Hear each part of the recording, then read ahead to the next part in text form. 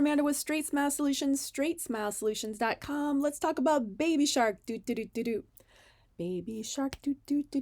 Shark teeth. Multiple rows of teeth. Doesn't happen in every kid. Happens in some kids. Some kids are just not into wiggling their teeth out. Some kids just the roots just don't resorb. Most kids are somewhere in the middle. There's definitely a lot of kids who have sensory issues who absolutely will not wiggle their teeth out. I had one of those.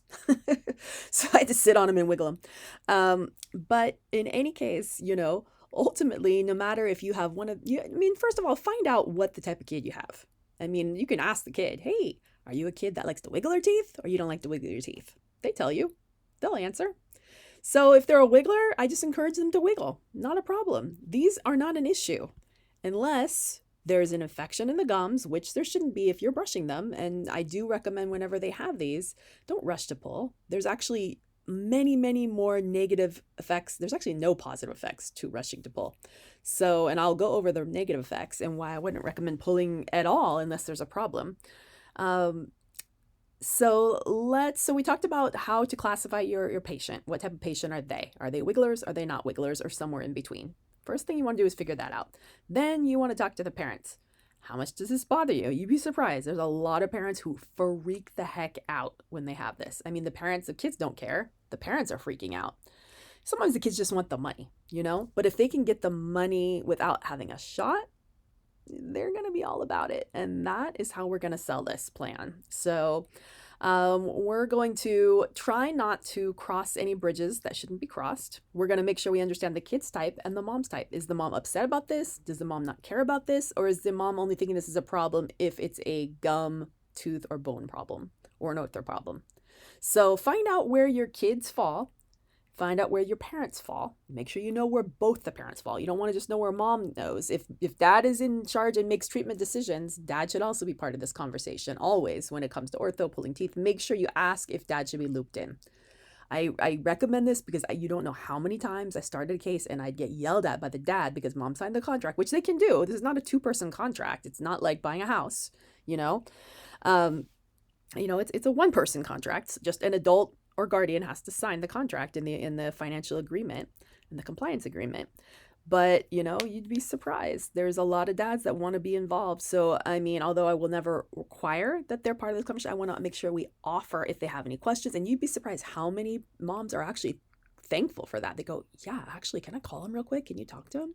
Absolutely. That's going to save you so much more time because a lot of times if you are willing to do that, or now with FaceTime and Zoom, you can just loop that in at the conference. If you don't offer that option, they're not going to know about that. And a lot of times you can get your cases closed a lot faster by offering that option. So I would like to recommend you offer it. It doesn't actually make things more complicated.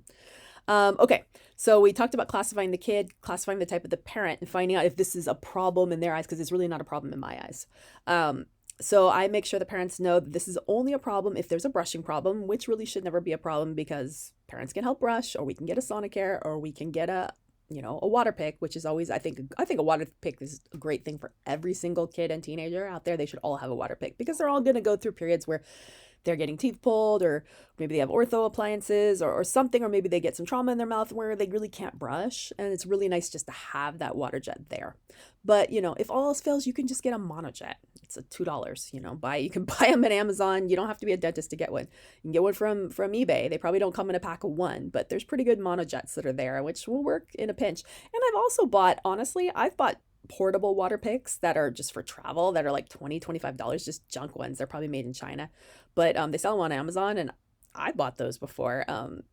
There's ones you hand pump and stuff for my daughter. She takes one because she has a Maryland bridge. She takes it when she travels. She has a professional water pick for home, as well as a Sonicare and pretty much everything you should own as a dentist child. But she also has, not so great ones that she travels with. And if she loses them or breaks them, I don't care.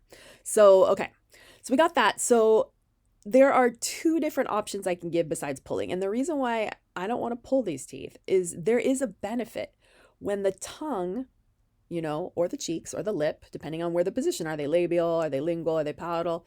When the tongue or the lip, or the cheeks are actively being bumped as you're eating and chewing and stuff, it actually, the tongue, when these push forward, the arch also widens. Maybe it doesn't need to in this picture, but there's a benefit to the tongue and the cheeks being involved in displacing these because it helps to move these other teeth back into position. That is why it's better, because if we just pull, especially like for example, if we just pull these are not necessarily moving forward. You're gonna have to have braces to move these forward probably. But if you let the tongue do the work actively, often they move forward. That is why I call it free orthodontics. So if we need to speed this process up, for example, if your patient is not a wiggler. Now, if your patient is a wiggler, we don't need to speed the process up. They'll be fine. They'll get it out. I'm not saying they got to be like me and actually be tying floss to doorknobs and slamming floss. I actually did that many times, especially with front teeth. I did not care. I just wanted my wiggly teeth out. But there's plenty of kids who absolutely refuse to wiggle. Okay, so if they refuse to wiggle and it is a problem, you know, like mom's getting upset, or if there's starting to be caries or something, yeah, that's a problem. Okay, then that actually is a problem. Then I give them 2 weeks or 1 week, depending on the extent, or 3 weeks to try option one. Option one is option Candy Orthodontics. Yes, Candy Orthodontics. And my favorite for Candy Orthodontics is the Sugar Daddy. Hard to find. You can find them at old-timey kind of, if they have old-timey candy stores, like 80s candy stores or 50s candy stores, you could always find them there. These are old-timey. I'm sure you can find them online. Everything's available on eBay and Amazon if you want to spend the money, but these are only like $1, right? But definitely, this is my favorite. Worst comes to worst, there's Laffy Taffies, like the big ones, not the little ones. The little ones are just going to stick in their mouth. We want ones that they have to, and the rule is you have to, they don't just go eat these in their room. You actually have to supervise their eating. Okay, so they get 1 a week, not every day. That's a lot of sugar. Or, you know, supervised, and they must brush afterwards, and they must brush supervised by a parent. And it's not just sucking. They don't get to suck on it. This is a bite and pull. Bite and pull. If we catch them cheating with sucking, it gets taken away. And they don't have to finish the whole thing. That's a big, big, big candy. You can eat half of it, and then, you know, you can put it, and actually I'd prefer it stays in the fridge in between because I want it hard. So in between uses, it goes in the fridge. So it's nice and hard.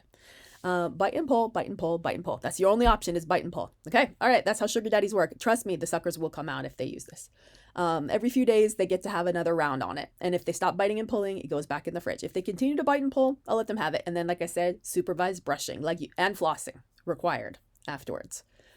Works like a magic. In my days, they'd tell us to eat apples. We were like, why would we want to do that? Yuck. So if you give them something they never get to have, then it's fun. Now, if your kid always has candy at home, well, then it's not going to work. So, all right.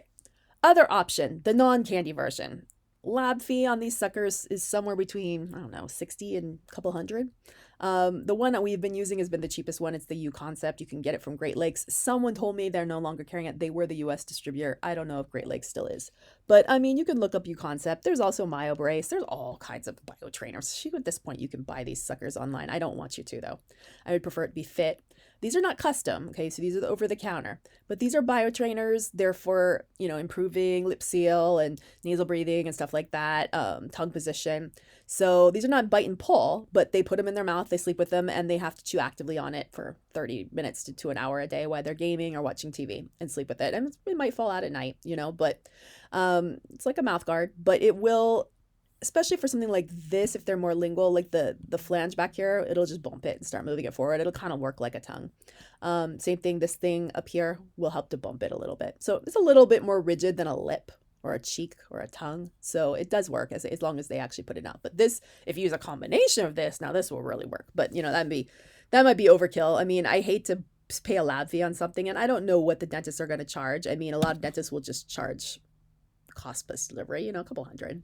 But I mean, it's there. And these have other orthodontic benefits as well. If they keep wearing them at night and actively chewing on them during the day, it actually could help straighten your teeth too.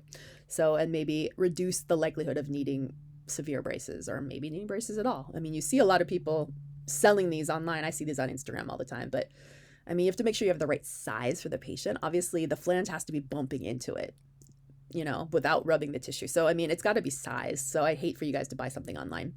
All right. Anyways, so that is pretty much my options. And of course, beyond that would be the pulling, right?